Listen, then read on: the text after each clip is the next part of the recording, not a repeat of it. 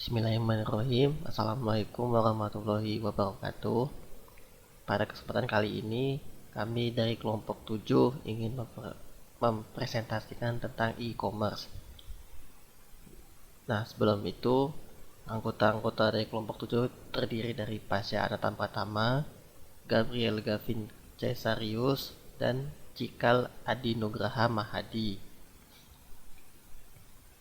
Kita mulai dari yang pertama, apa itu e-commerce? E-commerce itu istilah yang digunakan untuk menggambarkan proses pembelian, penjualan, dan pertukaran produk, layanan, dan informasi melalui internet.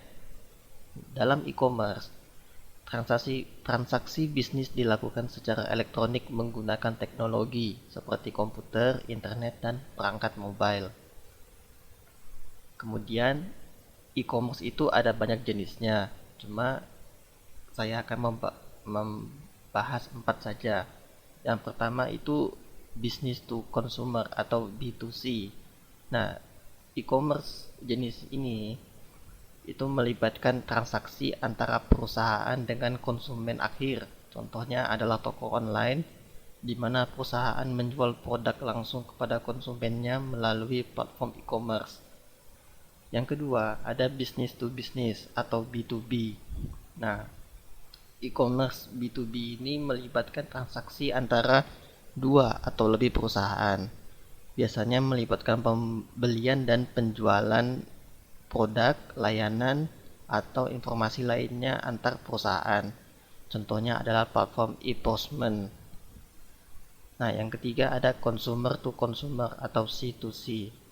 E-commerce jenis ini melibatkan transaksi antara konsumen dengan konsumen lainnya. Biasanya melalui platform atau situs web yang memungkinkan konsumen menjual produk atau layanan mereka kepada konsumen lainnya. Contohnya adalah situs lelang online atau pasar elektronik. Dan yang terakhir ada consumer to business atau C2B. Nah, e-commerce jenis ini melibatkan transaksi di antara konsumen menawarkan produk, layanan, atau informasi kepada perusahaan. Contohnya adalah platform freelance di mana individu menyediakan layanan mereka kepada perusahaan atau situs web di mana konsumen menjual ulasan atau konten mereka kepada perusahaan. Selanjutnya membahas tentang kebocoran data. Nah, apa sih itu kebocoran data?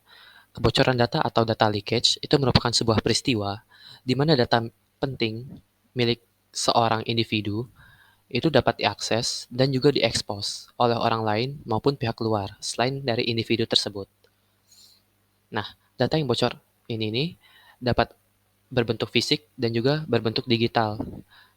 Contoh dari yang berbentuk fisik itu seperti halnya flash disk, CD atau DVD, dan bahkan laptop.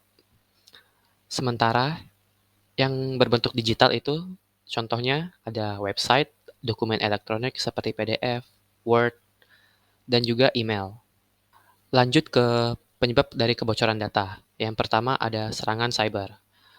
Serangan cyber ini ya seperti misalnya virus, malware, atau spyware yang dikirim oleh peretas untuk mencuri data ataupun membajak atau mengambil alih dari sebuah sistem di mana nanti para peretas atau hacker itu dapat mengontrol sistem tersebut.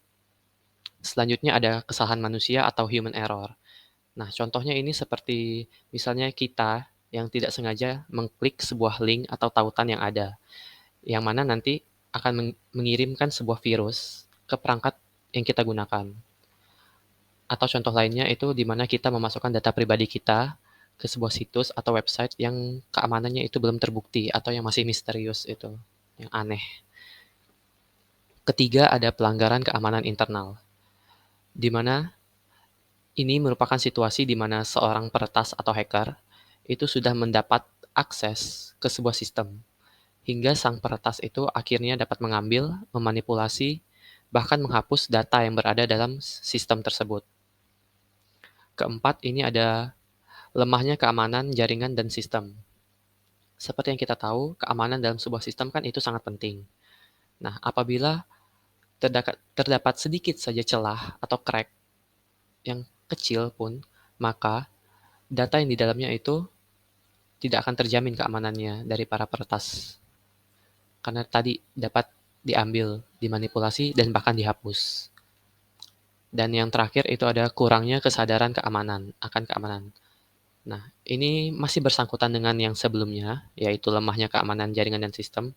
Nah, jika let's say ini sebuah perusahaan itu tidak menguatkan sistem keamanan yang mereka miliki, maka pastinya data yang mereka miliki itu tidak hanya data pelanggan, tapi juga pekerja maupun petinggi, dan data rahasia milik dari perusahaan tersebut itu tidak akan aman. Karena tadi para peretas itu hanya perlu mencari celah kecil yang mana itu mudah dilakukan bagi mereka. Setelah mengetahui penyebab-penyebab dari kebocoran data, kita lanjut ke dampaknya. Dampak dari kebocoran data ini ada yang pertama, pencurian identitas, itu sudah pasti. Yang kedua, penyalahgunaan keuangan, yang mana didapatkan dari data dari individu yang mereka curi. Ketiga, ada kerugian reputasi, yang mana ini dialami oleh perusahaan e-commerce dalam konteks ini. Karena tadi reputasi dari perusahaan e-commerce ini pasti akan menurun karena para masyarakat ini sudah tahu kalau sistem keamanan mereka tidak terlalu bagus karena bisa sampai dicuri datanya seperti itu. Yang keempat ada pelanggaran privasi. Dan yang terakhir ada gangguan operasional. Ini dialami lagi oleh perusahaan e-commerce dalam konteks ini karena jika data mereka itu diambil, maka pasti mereka harus kembali melakukan pengecekan ulang, di mana mereka harus melihat-lihat data saja yang mana dicuri dan mungkin merestore data-data tersebut jika mereka bisa. Sekian, dan akan berlanjut ke materi selanjutnya. Contoh kasus kebocoran data yang pernah terjadi yaitu 13 juta akun pengguna Bukalapak dihack. Peristiwa ini terjadi pada tahun 2019 lalu, di mana sebanyak 13 juta akun pengguna aplikasi Bukalapak diretas oleh seorang hacker asal Pakistan. Pihak Bukalapak sendiri mengonfirmasi bahwa adanya upaya peretasan di situs Bukalapak ini. Namun Bukalapak mengklaim bahwa tidak ada data penting ataupun informasi pribadi yang berhasil didapatkan oleh sang peretas, seperti contohnya password user dan data finansial. Contoh kasus lainnya yaitu Tokopedia kebobolan 91 juta akun. Peristiwa pada Juli tahun 2020 ini dimulai saat Lembaga Riset Cyber Indonesia Communication and Information System Security Research Center atau CISS REC menemukan bahwa ada seseorang yang membeli data 91 juta pengguna akun Tokopedia yang bocor pada bulan Mei dan mengedarkan tautan unduhan data tersebut di Facebook. Menanggapi peristiwa ini, pihak Tokopedia mengatakan bahwa peretasan ini bukanlah upaya pencurian data baru dan informasi password pengguna akun Tokopedia tetap aman, terlindungi baik enkripsi. Solusi dan saran terhadap contoh kasus kebocoran data itu yaitu sederhanakan izin akses, edukasi staf, enkripsi semua data menggunakan autentikasi multifaktor.